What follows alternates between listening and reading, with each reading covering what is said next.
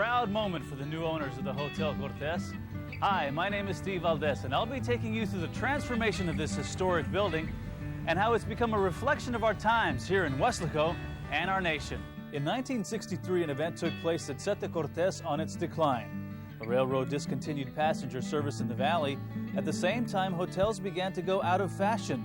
They were replaced with drive-by motels where travelers could step from their cars to their lodgings.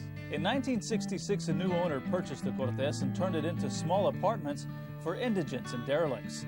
Its decline was so severe that at one time the city of Weslaco considered condemning the building and replacing it with parking lots. Several people considered renovating the building, only to be discouraged by the immensity of the undertaking at today's cost of restoring old buildings. It took the imagination of Patty Didburner to visualize the possibilities and the knowledge and experience of Larry Didburner to know how to do it. It was our way of showing our love to the community after 30 years of living here. I think this job isn't about the Didburners, it's about the Cortez. It's about the lifeblood of Weslaco. The original Cortez Hotel celebrated its grand opening New Year's Eve 1928. My fondest memories probably revolve around the ballroom. I don't know how it happened, but around 6th grade, dancing lessons occurred, and they were in the ballroom of the Cortez. After that, birthday parties and all of the wonderful things that are kind of the milestone of growing up in a place like Weslaco happened at the Cortez. It just marked those milestones in our lives. It started there, and it went through the clubs we were in high school, the times we performed there, the choir and various school organizations performed for civic groups, and then on into the final activities of school. So it was a place that is just really tied into the memory bank, I think, of people who live in Weslaco, more than an architectural statement. It was kind of the marking stone of the events in people's lives. Remote is probably the best way to describe the Rio Grande Valley in its early days. The Cortez Hotel became a bridge to culture refinement and progress in the isolated pocket of the southern tip of the United States. Until the 20th century, this area was largely unchanged since the first ranchers from Mexico settled here. But let's travel back in time to the 1500s when the Spanish conquistadores explored the coastline of Texas.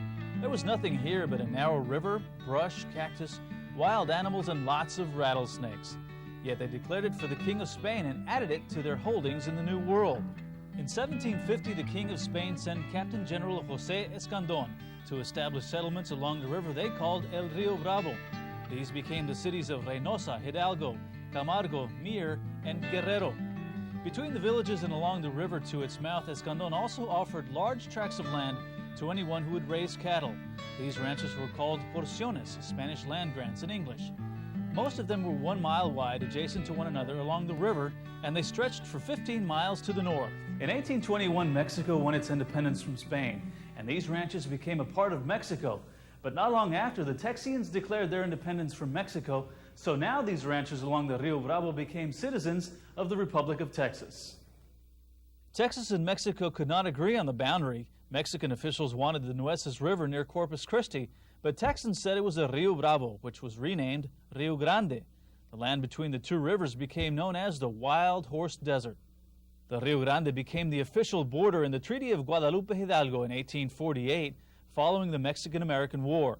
During the American Civil War of 1865, the ranch lands of South Texas were invaded, not so much by soldiers, but by Confederates who shipped cotton through the port of Matamoros to avoid the Union blockade.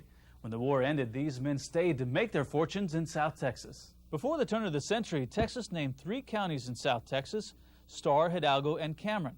No cities yet, just those same villages, started by José Escandón and the ranches along the Rio Grande. Life was good on the River Ranch. In fact, the Texas tradition of cowboys, roundups, the equipment and techniques, even the vocabulary, had their beginnings right here. The owner was a patron. His cowboys and all their families lived on different parts of the ranch. The patron lived in the big house, or La Casa Grande. He built a small school for all the children, and these small churches you see on the military highway were part of these great ranches. Riverboats plied the river from Brownsville to Rio Grande City, stopping at the ranches to deliver or pick up supplies, travelers, and mail. There were no roads except the military road, which paralleled the river and had been used by soldiers in recent wars. 1904 was the year the first railroad came to deep South Texas, and so began the forces that changed the Rio Grande Valley from ranch land to commercial agriculture. Small railroad depots like this one were built in intervals, and these stops developed into our neighboring cities, La Feria, Mercedes, and Donna. Change was in the air. The trains were faster transportation than the riverboats, and near the depots a few stores began to develop where ranchers could get supplies. But across the river, Mexico was having lots of trouble. In 1911, revolutionaries and counter-revolutionaries tried to seize the government of Mexico. Because of their lack of supplies, Mexican armies sent bandits across the river to steal horses from Texas ranches. It became so dangerous that 65,000 National Guardsmen were sent to the valley to protect the ranchers. One camp and military hospital was at the site where Texas A&M and the United States Department of Agriculture have agricultural research centers today. The bandit wars ended as World War I broke out in Europe. When peace finally prevailed, the development of the Rio Grande Valley as we know it today began in earnest. Irrigation and real estate companies began to buy the ranch lands from the inheritors of the Spanish land grants. They divided the lands into small farm tracts. They created unique gravity flow irrigation systems from the Rio Grande that are still the basis for our water supply today. These canals were dug by manual labor. A man would guide a large scoop called a fresno that was attached to a mule. When the fresno was filled with dirt, it was carried to the side and emptied. Every 40-acre farm tract had water available. Before the land could be farmed, it had to be cleared of brush. This too was done by manual labor, with only machetes, axes, and grubbing hoes for tools. Then the big push to sell land began. The valley was advertised as a new frontier all over the United States. Land developers chartered rail cars to bring in prospective buyers who were driven in Buick touring cars to see model farms, but only later did a buyer learn that he had to clear his own land. The guests were lodged in specially built clubhouses on nearby lakes. There they could pick grapefruits from trees while enjoying balmy breezes. It wasn't hard to imagine leaving the cold Midwest for tropical South Texas. Mr. W.E. Stewart was just such a land developer. His clubhouse was on Llano Grande Lake, south of Weslaco. Mr. Stewart saw the need for a community that would serve as a trade center for the growing farm population. 4 men from near Abilene liked the idea and together bought 320 acres for $250,000.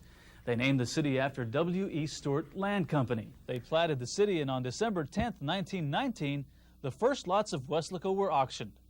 Within 8 years, Weslaco was the fastest growing city in the valley.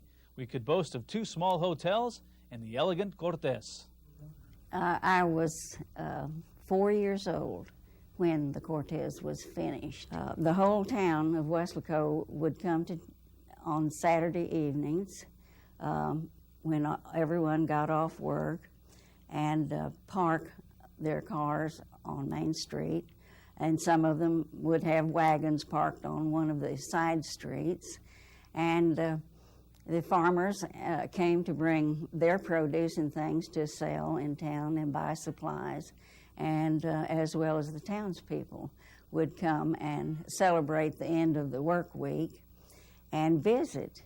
Remember, we were given a nickel to spend, which was really an enormous amount of money at the time during the Depression, and we would shop diligently, hovering over the blue bottles of Evening in Paris perfume at Wellsworth store on Main Street, and various other 5 and dimes, look at all of the other merchandise that was possible to buy for a nickel.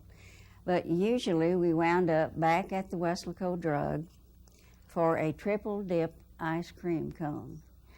Can you imagine an ice cream cone with 3 dips on it for 5 cents? We were very privileged in those years growing up in Weslaco. No one ever locked a door. A lot of the stores downtown, I'm sure, never even locked their front door. Back to our Saturday night adventures, one of those highlights was to lose our parents' surveillance momentarily and come and ride the elevator in the Cortez. Most of us had never seen an elevator before or even heard of one, much less been able to ride in one. The elevator operator was very patient with us because it was a constant up and down on Saturday nights until we had our thrill for the week and went back to shopping about where we were going to spend our 5 cents. I was here in 42, you know, when war broke out with Japan at Pearl Harbor. That Sunday, December the 7th, I was working.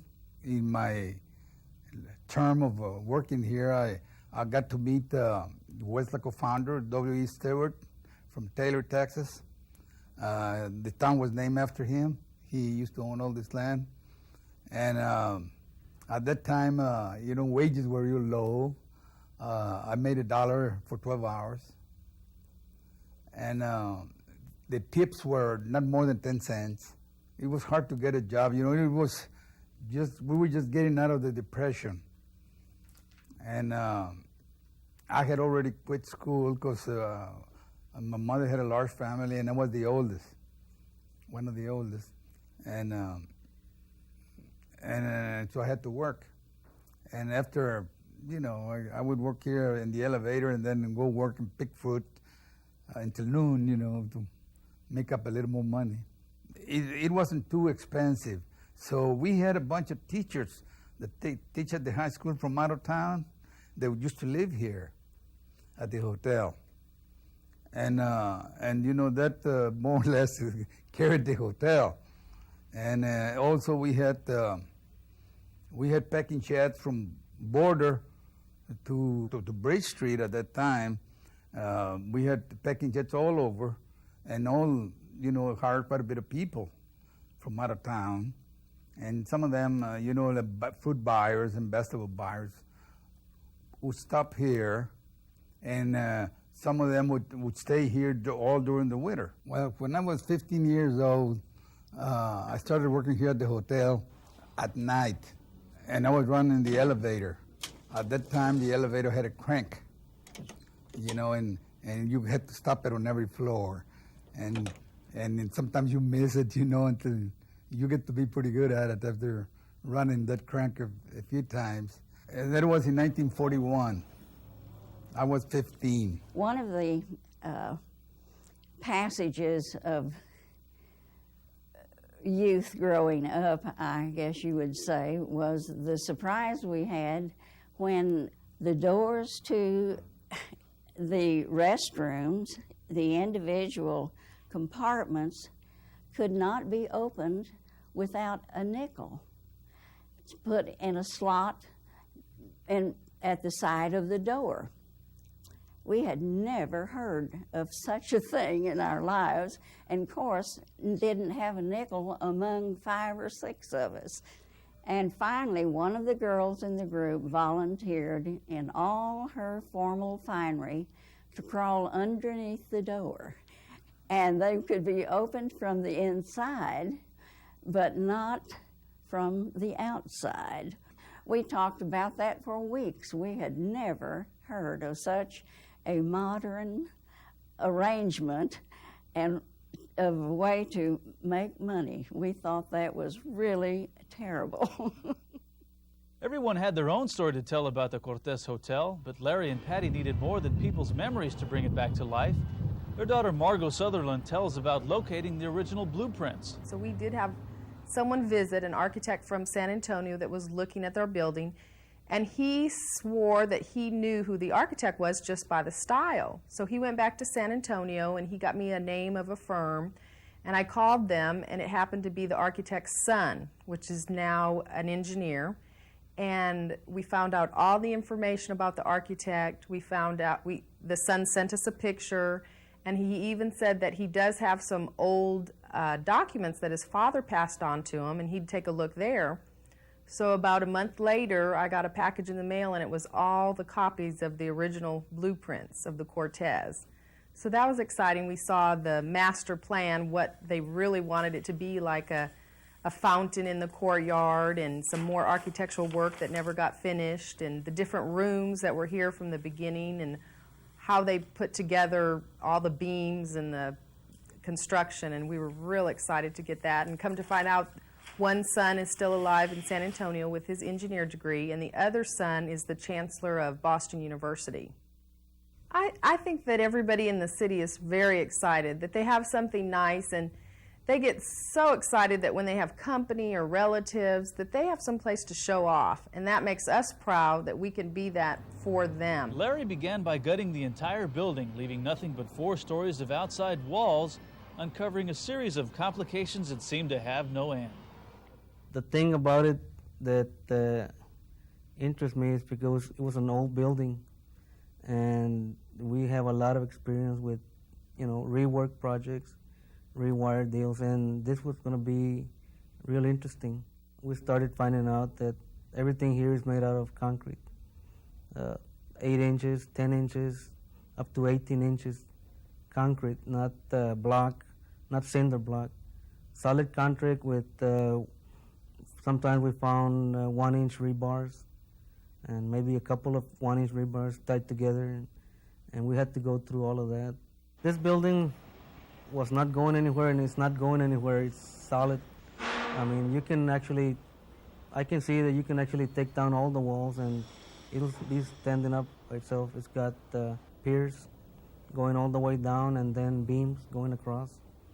So it's not, you can take away all the walls, and it won't fall down. This is a 4-inch core that we did between floors to bring some of the conduits through.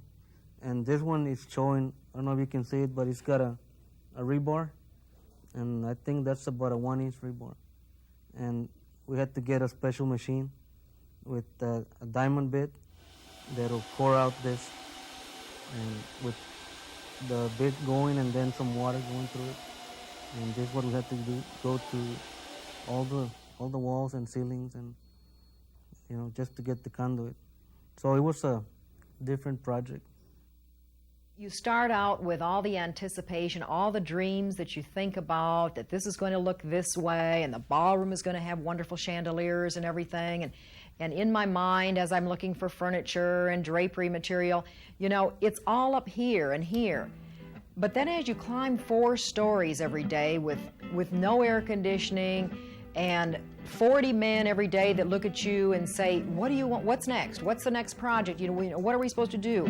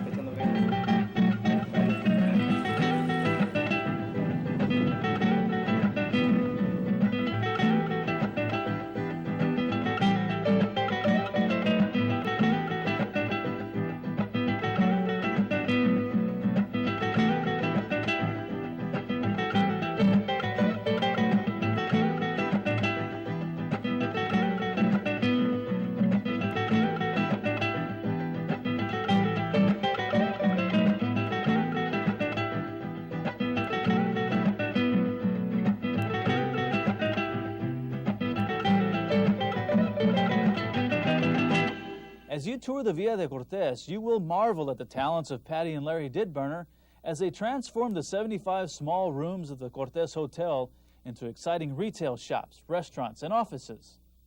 Whether you climb the regal staircase or pass under the great arbor that welcomes you to the grand villa on the second floor, listen. You may hear voices of the past saying thank you for restoring their pride and lighting the way for future memories of a new generation in Weslaco.